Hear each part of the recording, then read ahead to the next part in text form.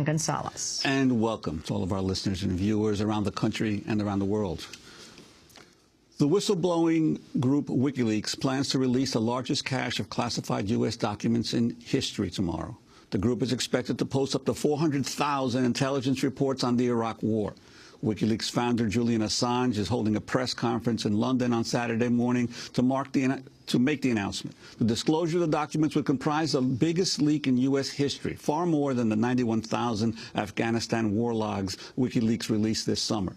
The U.S. government is racing to prepare for the fallout. A team of more than 100 analysts from the Defense Intelligence Agency have been combing through classified Iraq documents they think will be released. WikiLeaks sparked condemnation from the U.S. government when it released the 91,000 Afghan war logs in July. The White House and the Pentagon accused the website of irresponsibility. They claimed they were putting people's lives in danger.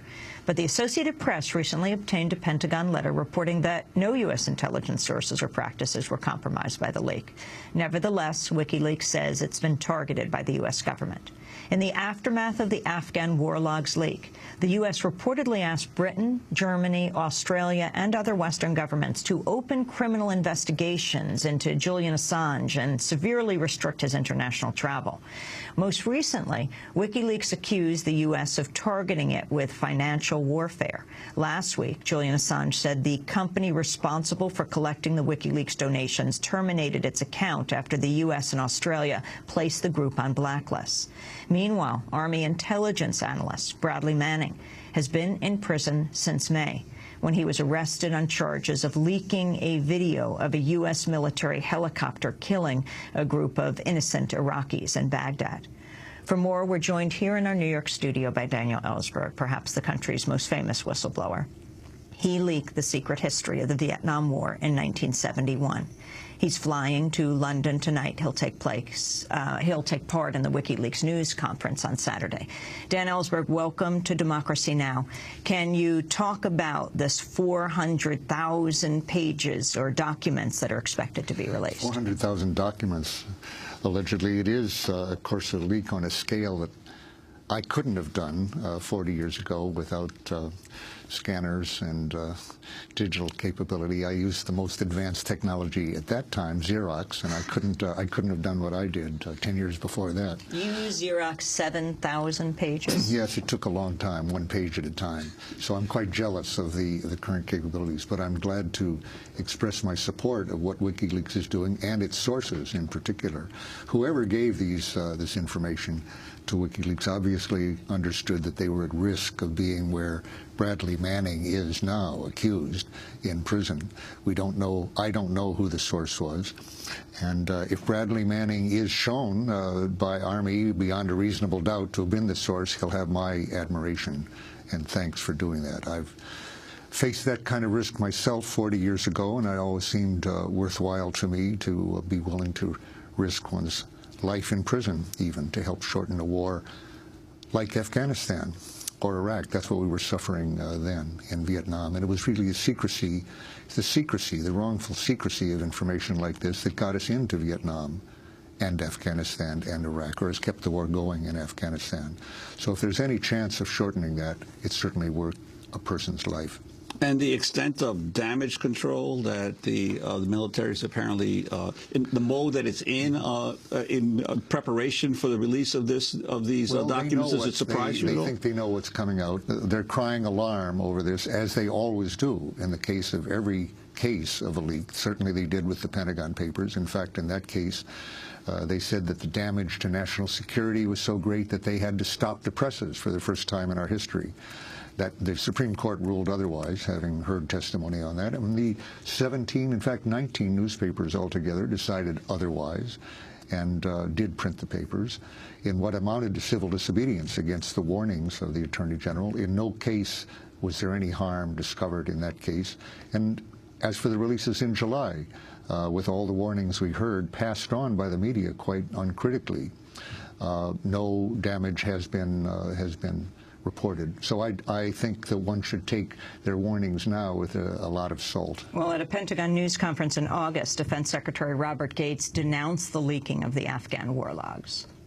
The battlefield consequences of the release of these documents are potentially severe and dangerous for our troops, our allies, and Afghan partners, and may well damage our relationships and reputation in that key part of the world. Intelligence sources and methods, as well as military tactics, techniques, and procedures, will become known to our adversaries.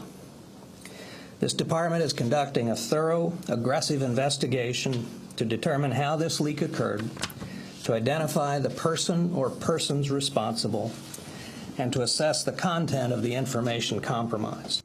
Speaking at the same news conference, Admiral Mike Mullen, the chair of the Joint Chiefs of Staff, accused WikiLeaks of having blood on its hands.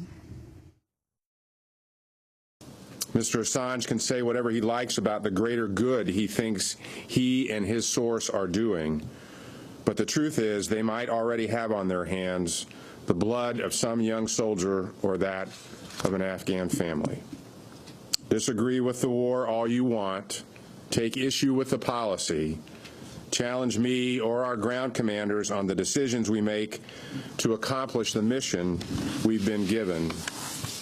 But don't put those who willingly go into harm's way, even further in harm's way, just to satisfy your need to make a point. And yet the Associated Press obtained this Pentagon letter reporting no U.S. intelligence sources or practices were compromised by the leaks. Dan Ellsberg. You know, for all that the Admiral Mullen, or for that matter, Presidents Bush or Barack Obama, tell us of the good that they hope to accomplish, we haven't seen any evidence of that, I would say. And in terms of blood on their hands, I'm sorry to say a lot of actual blood has been spilled, as opposed to this hypothetical possible blood, of which none has been reported from the WikiLeaks. Actually, the demands they're making of the press to stay away from this story, or even readers not to read it, and they're talking about returning the material, seems absurd on its face. Returning material released into cyberspace seems rather absurd. They're obviously threatening prosecution, and because they're using the words of the charges that were first used against me, the Espionage Act, which was not intended as an Official Secrets Act, but it uses language like returning the information, 18 U.S.C. 793 D&E. I was the first person to have the experience of having those charges made. In this case, they have some credibility of prosecution because President Barack Obama has already brought as many prosecutions for leaks to the American public as all previous presidents put together. It's a small number, it's 3, but since he didn't have a really law intended to do that, no other president has brought more than one prosecution. He's brought 3, and clearly what he's threatening here with the press, including you and even your readers, for not returning the information that they're not authorized to receive, is a clear warning, I'd say, of prosecution, which means that I think this administration is moving toward really aggressively using the Espionage Act as an Official Secrets Act, in which case we'll know even less than we do about the lies that prolong wars and get us into wrongful wars. But what about that policy, given the fact that President Obama came into office talking about a more transparent and open government, and appears to be going in the opposite direction? Well, that promise has gone the way of his promise to close Guantanamo and a number of other promises. This, in no way in the general defense and homeland security area is he less opaque, more transparent than Bush, and as I say, he's been even more aggressive in pursuing prosecution.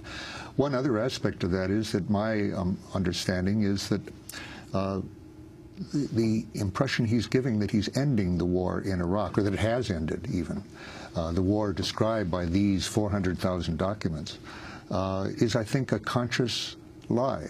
I think it's as much of a lie as Lyndon Johnson's when I was working for him, and he underestimated for the public the scale and the duration of the war we were getting into.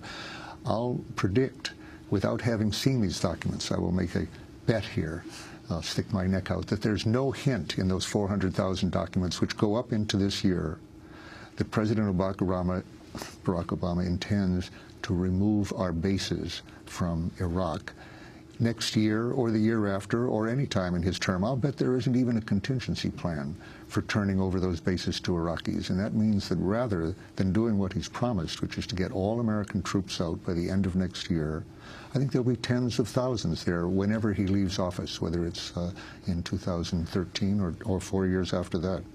And we should say you were a high-level Pentagon official working for the RAND Corporation. That's right. I spent years keeping, I worked for the Pentagon and the State Department.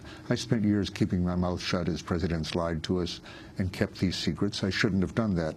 And that's why I admire someone, even who's accused, like Bradley Manning, if he is the source or whoever the source was, of actually risking their own personal freedom in order to tell the truth. I think they're being better citizens and showing their patriotism in a better way than when they keep their mouths shut. Dan Ellsberg, can you go back to the language of 793, the law that goes after whistleblowers, and how it can go after journalists as well? It actually can apply. The words are so broad because they really were intended for espionage, for people who are secretly giving information to an enemy. So they weren't designed to protect, let's say, the First Amendment or freedom of speech.